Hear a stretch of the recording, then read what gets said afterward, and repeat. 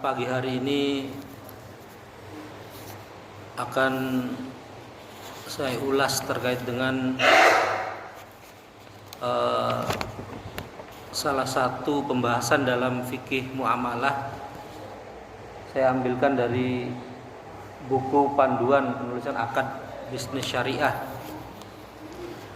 Jadi di dalam kehidupan sehari-hari, terutama dalam hubungan muamalah, itu tidak lepas dari yang namanya akad. Nah, yang akan saya bahas kali ini adalah terkait dengan multi akad atau hybrid contract. Jadi akad yang banyak dalam satu akad. Untuk istilah-istilah dalam fikih muamalahnya, ada beberapa istilah untuk multi akad ini, yaitu diantaranya al-uqud al-murakkabah, yang lainnya al-uqud al-maliyah al-murakkabah,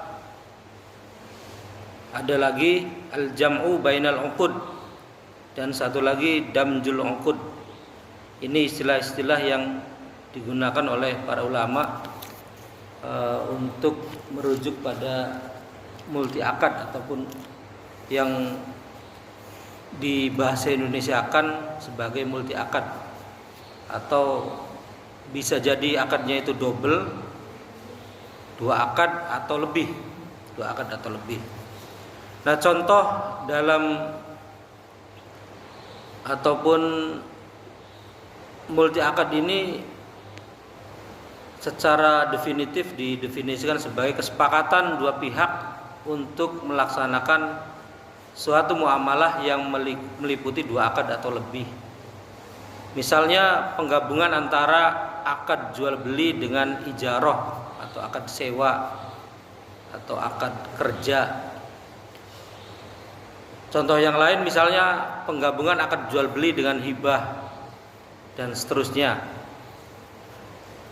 Banyak contoh-contoh yang lainnya. Nah, dalam lembaga keuangan syariah, atau belum masuk ke lembaga keuangan syariah dulu ya. Contoh yang lain misalnya terkait dengan multi akad, misalnya akad leasing. Jadi beli sepeda motor secara kredit, biasanya akadnya akad leasing. Akad leasing itu ada dua akad ya, yaitu akad jual beli dengan akad sewa menyewa. Jadi di bahasa Indonesia kan sebagai akad sewa beli, itu akad leasing. Jadi gabungan antara jual beli dengan sewa menyewa atau ijarah. Contoh dalam lembaga keuangan syariah misalnya akad al-murabahah lil amir bisyira, atau di bahasa Indonesia kan sebagai murabahah KPP kepada pemesan pembelian atau deferred payment sale. Murabahah KPP ini salah satu produk yang dihasilkan oleh bank syariah. Akad ini melibatkan tiga pihak, yaitu pembeli, kemudian lembaga keuangan, dan penjual. Contoh misalnya pembeli atau nasabah memohon kepada bank syariah atau lembaga keuangan syariah untuk membeli barang, misalnya membeli sepeda motor. Saya minta membeli sepeda motor kepada pihak bank syariah ya misalnya, atau lembaga keuangan syariah. Kemudian langkah yang kedua yaitu lembaga keuangan syariah kemudian membeli barang dari penjual atau dealer secara kontan.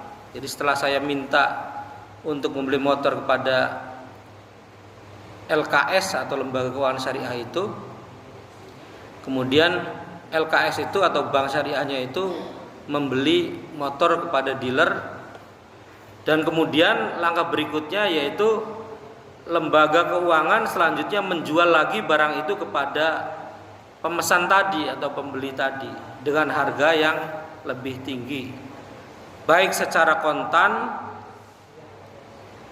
angsuran atau bertempo. Itu kronologi murabahah KPP ya. Itu diuraikan oleh Syafi'i Antonio dalam Bank Syariah dari teori ke praktek. Nah, jadi saya ulangi, untuk akad murabahah KPP ini, saya misalnya sebagai pembeli atau nasabah dari bank meminta ataupun pengen membeli sepeda motor lewat Bank Syariah. Kemudian Bank Syariah itu membeli sepeda motor ke dealer secara kontan. Nah, kemudian sepeda motor yang sudah dibeli oleh Bank Syariah tadi dijual kembali ke saya yang tadi memesan, yang awalnya memesan untuk membeli sepeda motor, tentunya dengan harga yang lebih tinggi.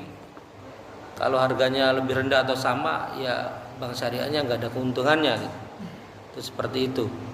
Itu di sana atau pada akad ini terjadi double akad, yaitu akad jual beli antara lembaga keuangan dengan penjual atau dealer, dan akad jual beli antara lembaga keuangan dengan pembeli. Ada dua akad, dan kedua akad itu digabungkan. Jadi multi akad yang dimaksud itu, kedua akad itu tidak bisa dipisahkan, harus digabungkan. Kayak leasing tadi ya, leasing tadi nggak bisa kita jual beli saja dengan dealer itu, harus ada sewanya, harus dengan sewa. Akadnya harus dua gitu, tidak bisa satu.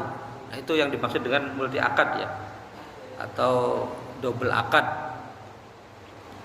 Nah, bagaimana Islam menyikapi hal ini? Tentunya ya kita berdasarkan dalil-dalil yang ada. Banyak hadis yang melarang terkait dengan aktivitas double akad tersebut. Di antaranya hadis riwayat Tirmidzi, dan ini hadis sahih. Naha an bai'ataini fi bai'atin. Rasulullah melarang adanya jual beli dalam satu jual beli. Dan ada hadis lain dari Abu Dawud. La yahillu salafun wa bai'un wala syartani fi bai'in. Tidak halal itu ya artinya haram, menggabungkan salaf atau jual beli salam atau pesan dan jual beli. Tak halal pula adanya dua syarat dalam satu jual beli. Itu hadis riwayat Abu Daud. Kemudian Ibnu Mas'ud menuturkan bahwa naha an safqataini fi safqatin wahidatin. Nabi telah melarang dua kesepakatan atau akad dalam satu kesepakatan. Hadis riwayat Ahmad. Kemudian hadis At-Tabrani, naha fi Rasulillah sallallahu alaihi wasallam an arba'i salin fil bai'i an salafin wa bai'in wa syartaini fi bai'in wa bai'in ma laysa indak wa ribhin ma lam tadman. Nabi sallallahu alaihi wasallam melarang aku dari 4 macam jual beli. 1, menggabungkan salaf atau jual beli salam atau jual beli pesan dan jual beli. Yang kedua, 2 syarat dalam satu jual beli. Dan yang ketiga, menjual apa yang tidak ada pada dirimu. Dan yang keempat, mengambil laba dari apa yang tak kamu jamin kerugiannya. Jadi dalam hadis-hadis ini Rasulullah melarang